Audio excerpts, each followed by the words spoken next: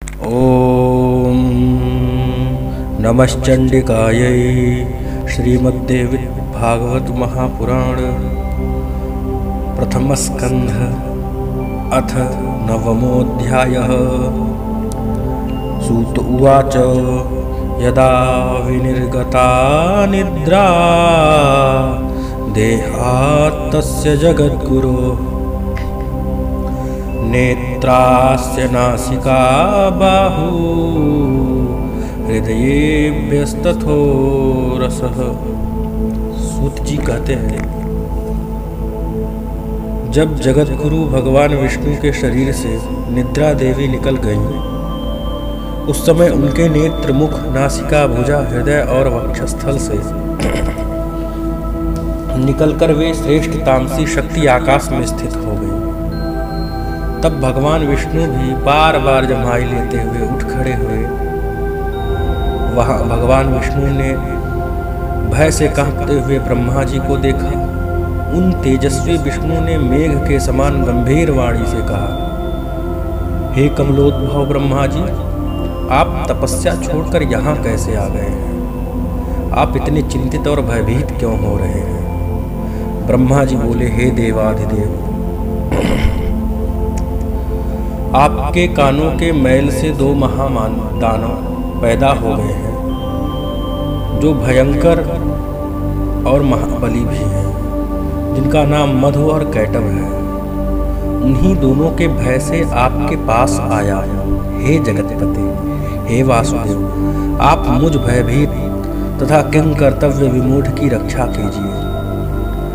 भगवान बोले, विष्णु भगवान, ब्रह्मा जी, अब आप निर्भय हो जाइए। उनकी मृत्यु निकट है, इसलिए वे यहाँ युद्ध करने के लिए आएंगे और मैं उन दोनों दैत्यों को वध कर दूंगा।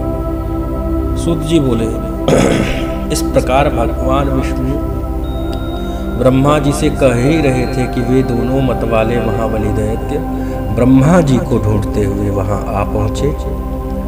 हे श्रेष्ठ मुनियों, वे दैत्य उन महासागर के जल में बिना किसी अवलंब के निश्चिंत रूप से खड़े थे। अहंकारी राक्षसों ने ब्रह्मा जी से कहा, तुम भागकर इनके पास क्यों आए? अब तुम युद्ध करो, इनके देखते ही देखते हम लोग तुम्हें मार डालेंगे। तत्पश्चात शैया पर सोने वाले उन पुरुष को भी मार डालेंगे। इसलिए तुम हम दोनों भाइयों से या तो युद्ध करो अथवा यह कहो कि तुम्हारा मैं सेवक हूँ।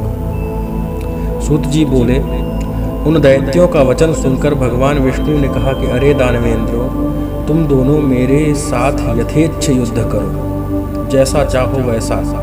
मैं तुम दोनों दैत्यों का घमंड चूर कर डालूंगा। हे महाभागों, तुम दोनों की लड़ने की इच्छा है और अपने को महान योद्धा समझ रहे हो तो आ जाओ। सूत जी बोले, सूत उवाच श्रुत्वा तद्वचनं चोभौ क्रोधव्याकुललोचनौ निराधारौ जलस्थौ च युद्धोद्युक्तौ बभूवतुः। कि भगवान का यह वचन सुनते ही उन दैत्यों के नेत्र क्रोध से लाल हो गए।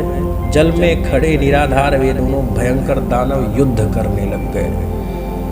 इनमें मधु दैत्य कुपित होकर विष्णु से युद्ध करने के लिए शीघ्र ही चल पड़ा और कैटभ वहीं खड़ा रहा।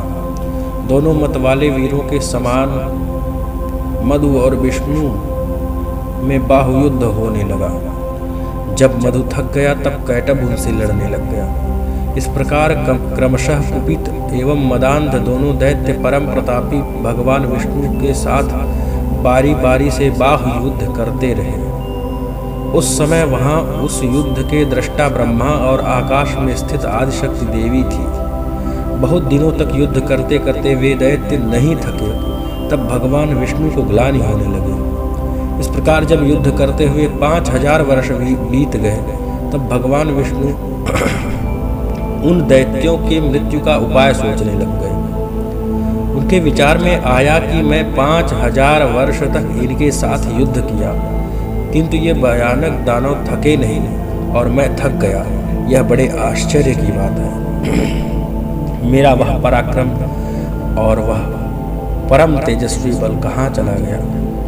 ये दोनों मुझसे लड़ते हुए भी स्वस्थ हैं, इसका कारण क्या है?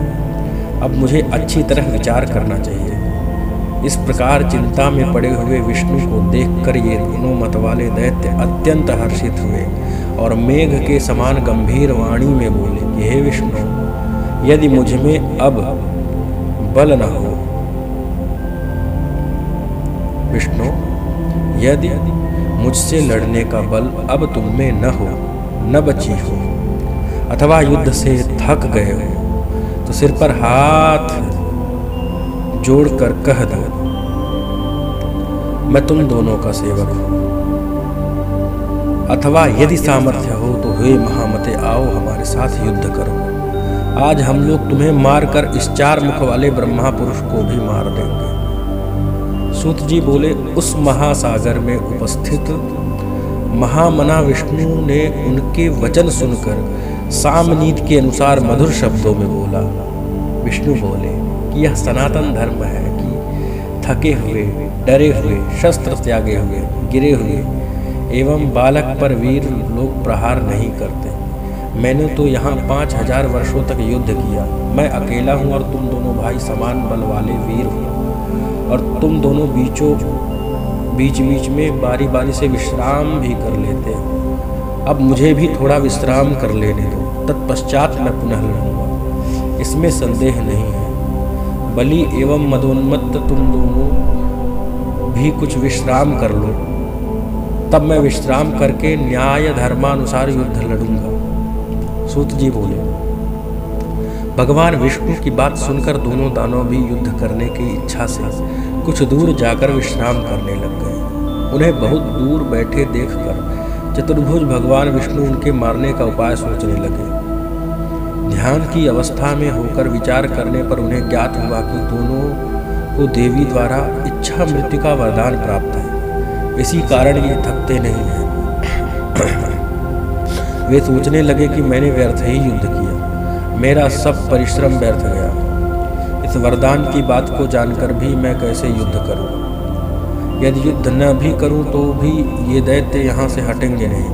यदि इनका विनाश न होगा तो वर प्राप्त दोनों दुर्धर्ष दैत्य सबको दुख देते रहेंगे।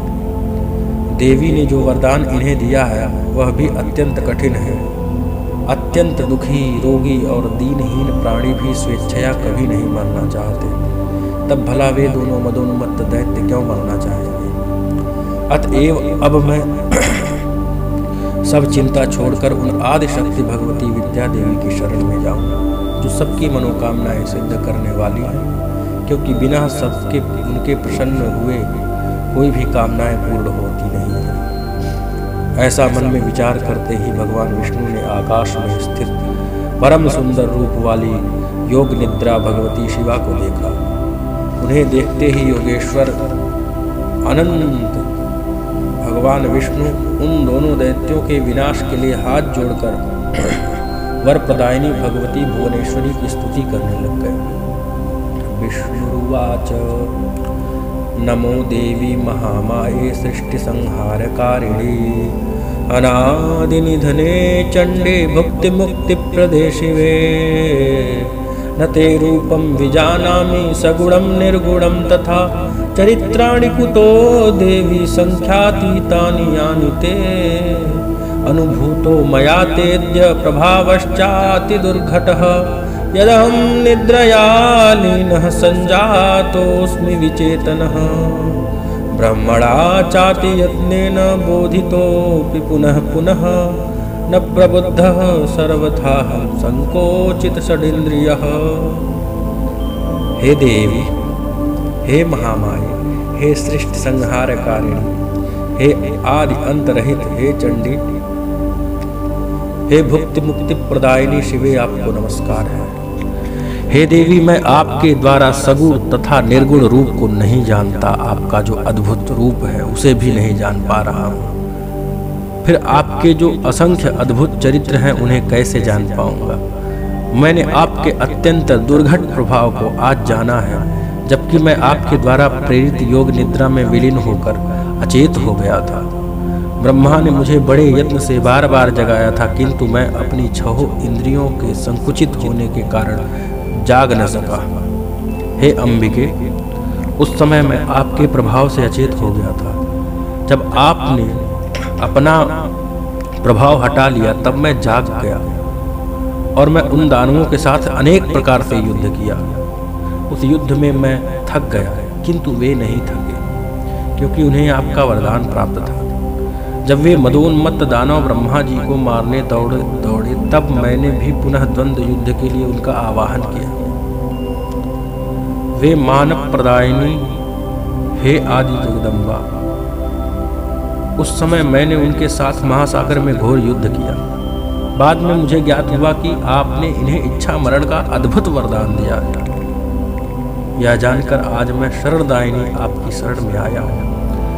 अतएव हे माता, अब मेरी सहायता आप ही करें, क्योंकि युद्ध करते करते बहुत ही खिन्न हो गया हूँ। हे देवताओं की पीड़ा हरने वाली, आपके वरदान से दोनों दानव मदोन्मत्त हो गए।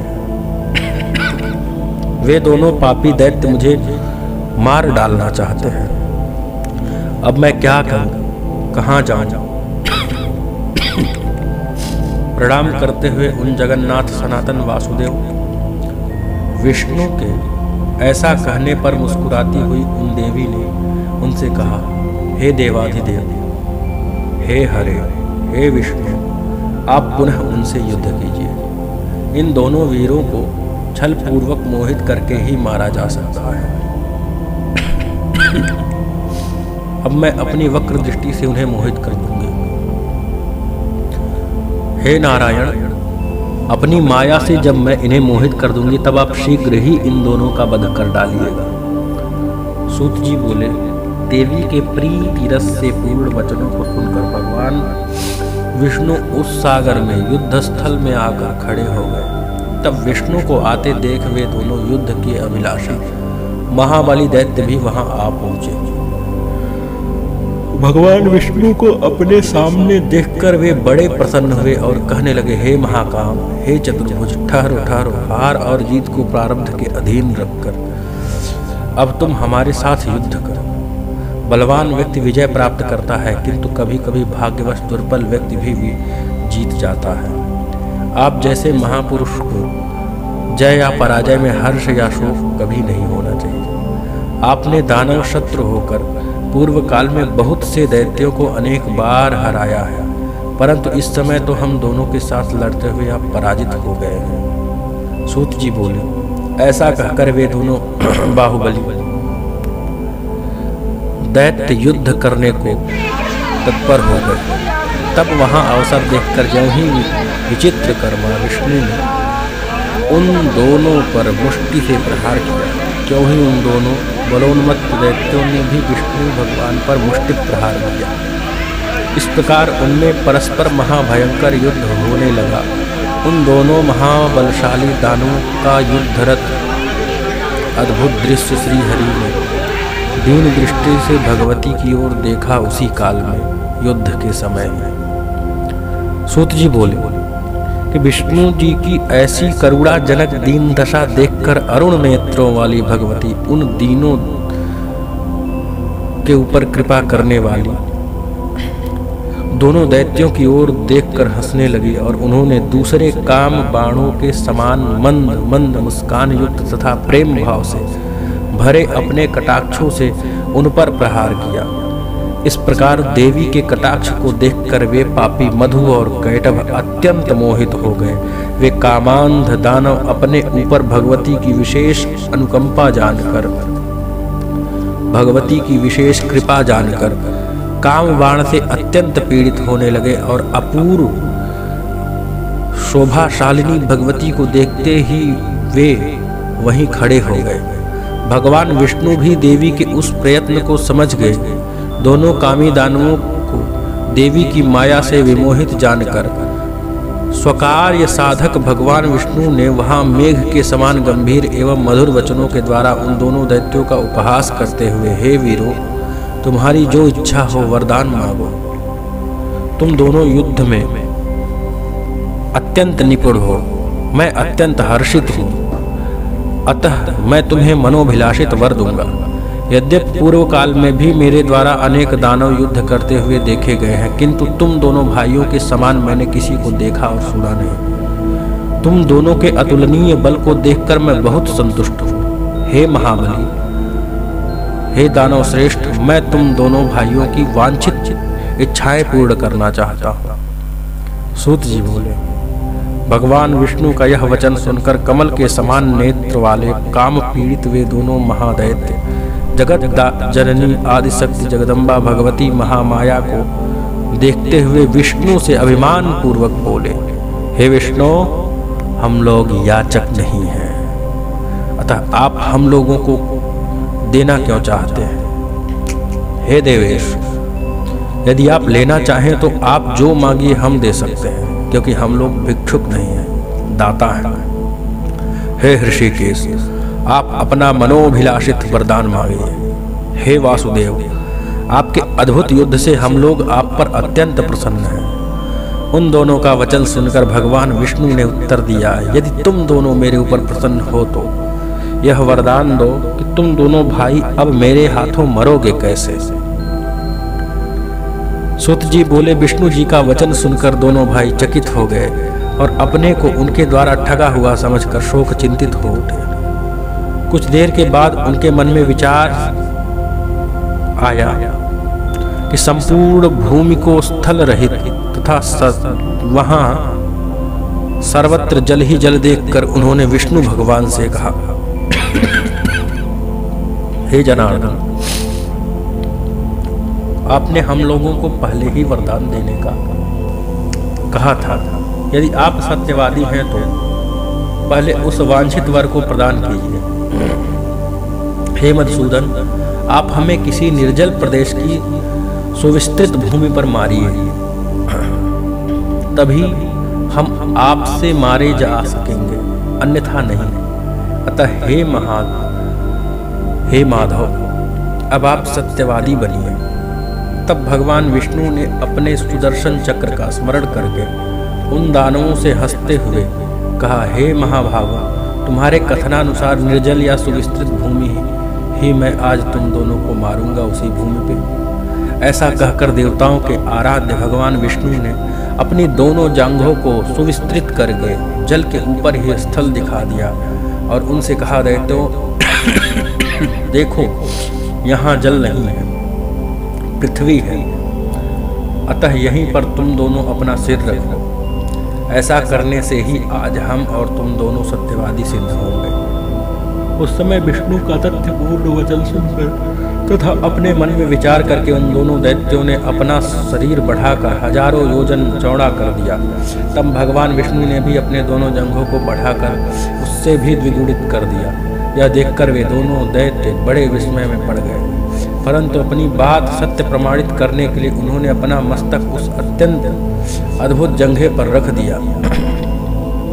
उसी समय प्रतापी भगवान विष्णु ने अपने सुदर्शन चक्र से जंघे पर स्थित उनके विशाल सिर को वेग पूर्वक धड़ से अलग कर दिया। जब वे दोनों दैत्य मधु और कैटभ मर गए, तब उन्हीं की मेद चर्बी से संपूर्ण सागर फट गया।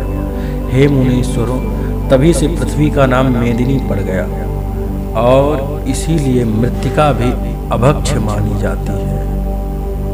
आप लोगों ने जो प्रश्न किया था वह ठीक ठीक उत्तर मैंने दे दिया उसका।